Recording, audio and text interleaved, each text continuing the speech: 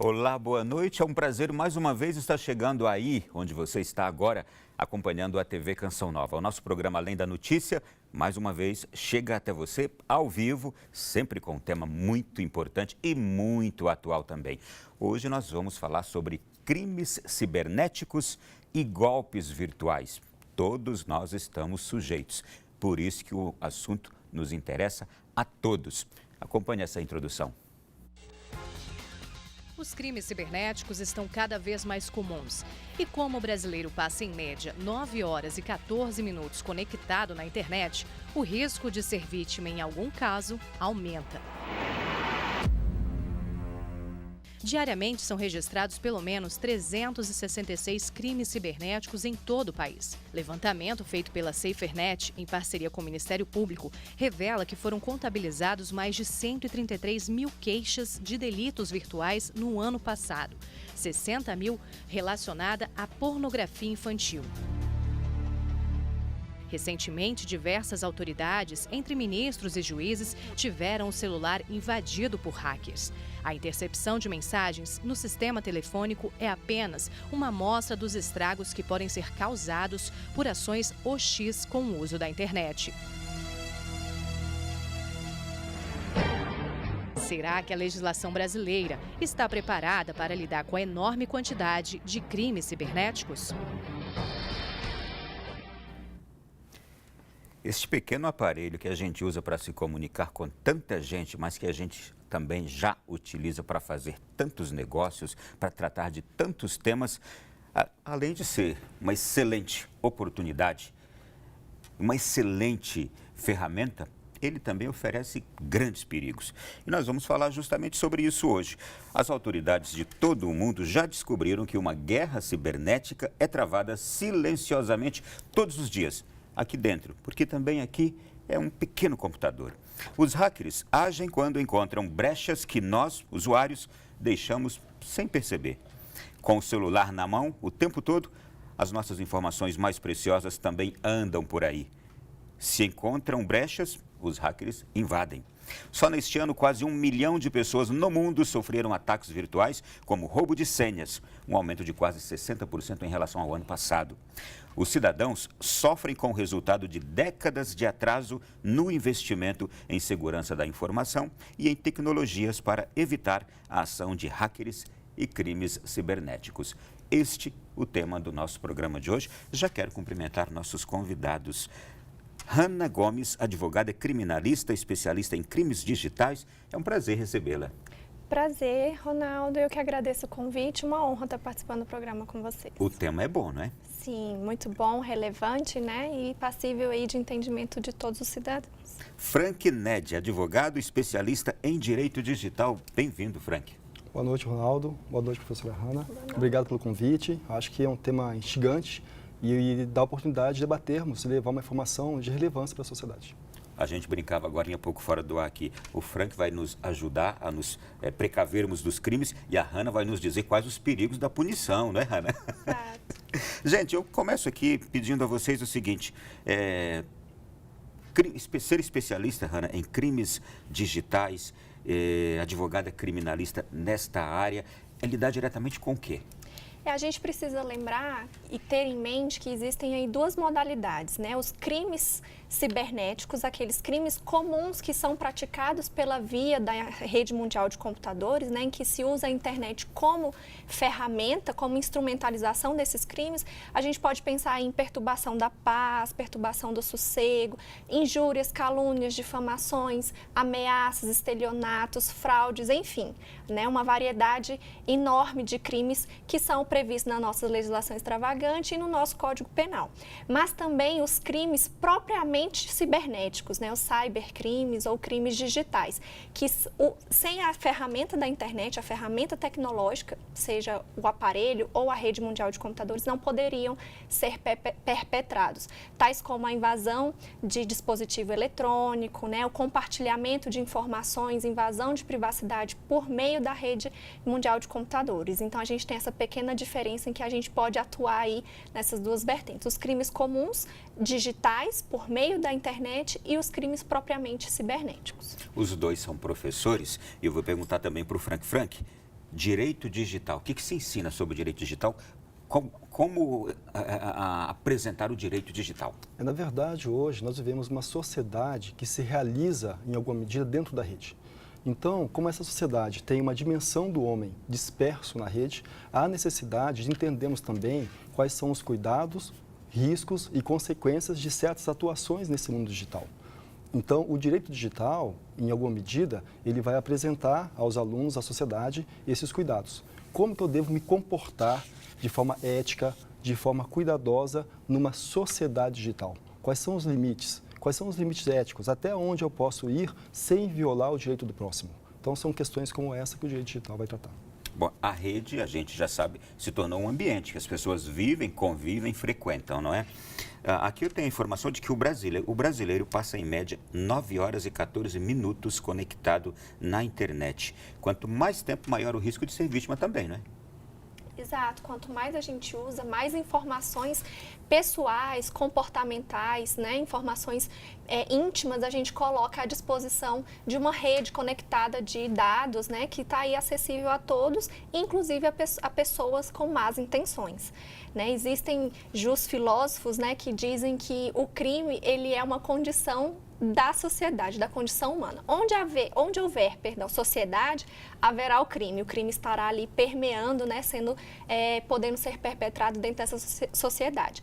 E a rede mundial de computadores se tornou parte da nossa vida. Então, ela traz aí ao nosso convívio, o nosso estabelecimento de relações interpessoais e negócios, né, acadêmicos, profissionais, contratuais, em que a gente fornece informações, estando aí passíveis de sermos vítimas e autores de crimes. Há um elenco de crimes digitais mais praticados?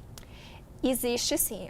São as fraudes bancárias, né, que a gente precisa da internet para que sejam veiculadas. Os crimes de invasão de privacidade, né, que a gente tem aí o compartilhamento de fotos, imagens particulares, privadas. E as ameaças, injúrias e calúnias, que são os recordes, tanto nos juizados especiais e os crimes de estelionato nas varas comuns, de crimes comuns. São os crimes mais praticados na nossa rede. Frank, quando a gente olha para esses crimes mais praticados aqui, como é que se usa o direito digital nessas horas, nesses momentos? Na verdade, o nosso ordenamento jurídico hoje já tem instrumentos, ferramentas para poder alcançar e punir as pessoas que praticam esses crimes. E sempre é importante observar duas dimensões ao menos. Tudo que se faz na rede gera evidência. A rede, o computador, é feito para preservar a evidência. É um instrumento, uma ferramenta que ela é construída para não perder dados. Então, tudo que se faz na rede é possível ser rastreado. E isso é uma dimensão. Uma outra dimensão é que, como sociedade que se realiza em rede, nós precisamos adquirir a cultura de utilizar esses instrumentos também com cuidado, porque está disperso na rede quem pratica o crime, como a professora Hanna comentou agora mesmo, toda a sociedade tem uma parcela dela que tem a propensão à prática delituosa. Então, só que quando você está em rede, você está exposto mundialmente aos criminosos.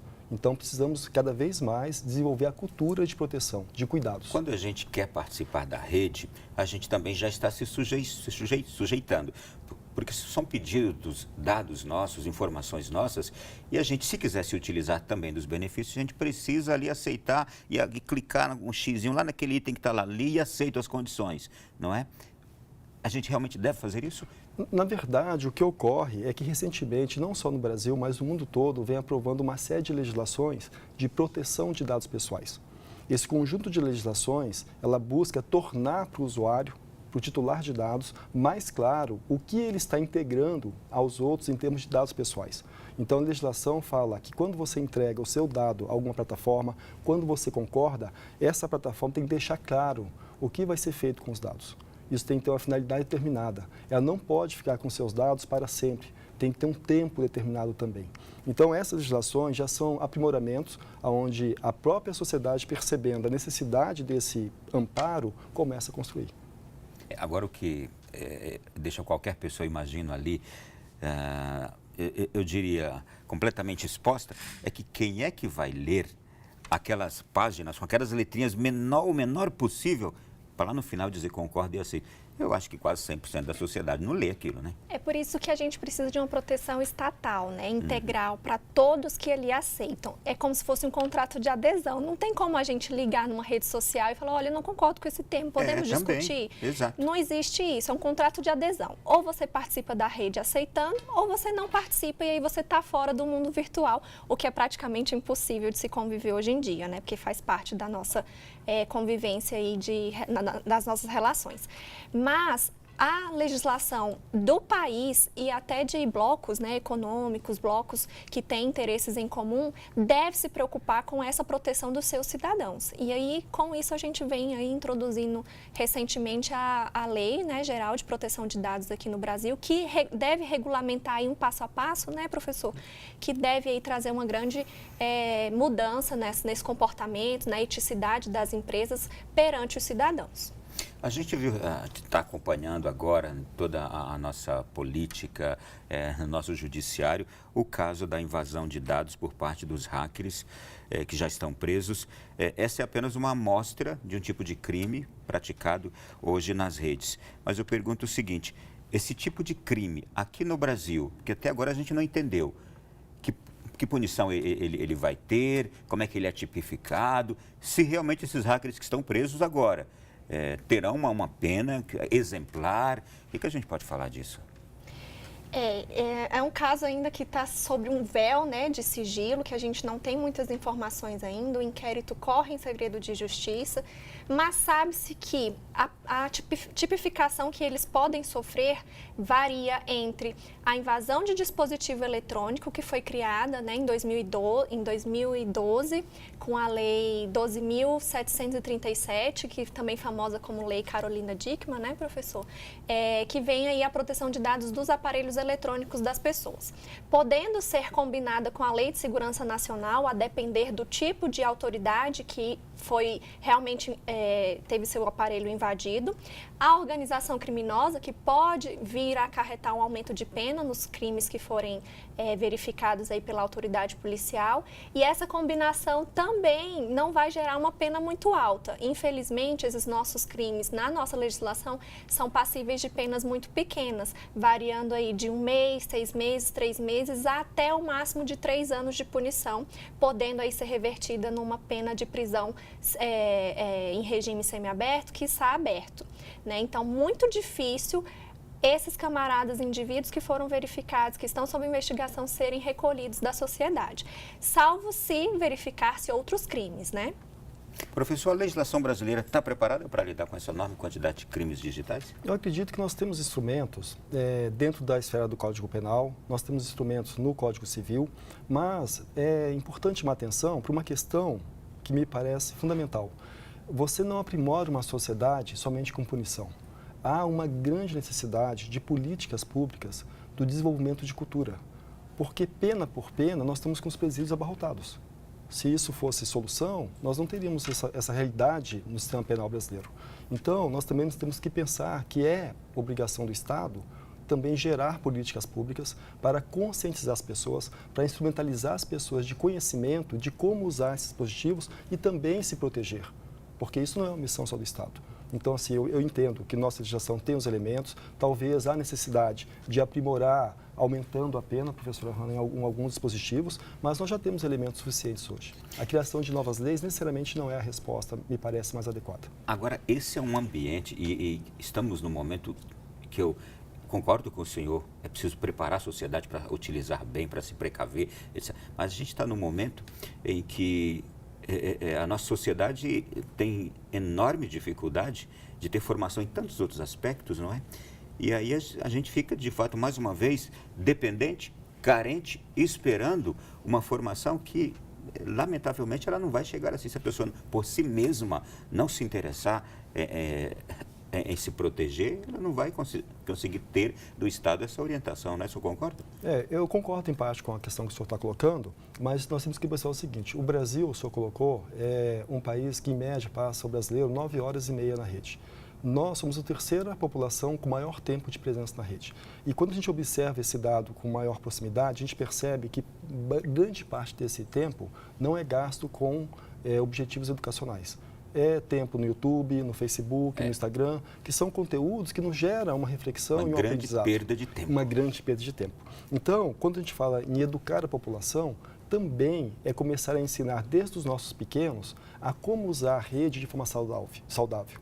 Ensinar que na rede tem um conteúdo que pode ajudar as pessoas a se aprimorar enquanto indivíduo, enquanto cidadão, enquanto membro de uma coletividade. Então, isso também é um aspecto que é uma construção. E toda construção, professora, requer um tempo. Então, nós temos que acelerar esse processo de construção já desde as escolas dos alunos menores, para criar uma sociedade mais preparada para essa nova realidade do mundo. Sim. Hanna, a gente tem aqui também a questão que, quando envolve criança, e no caso do crime de pornografia infantil, é de fato uma grande incidência hoje, e isso assusta. A pedofilia ela é um crime previsto, né, no nosso Código Penal, com alguma legislação aí mais afeta as crianças, gerando aí uma proteção integral à criança, constitucionalmente programada, né? Porém, vem se perpetrando de forma mais fácil e mais rápida por meio da internet.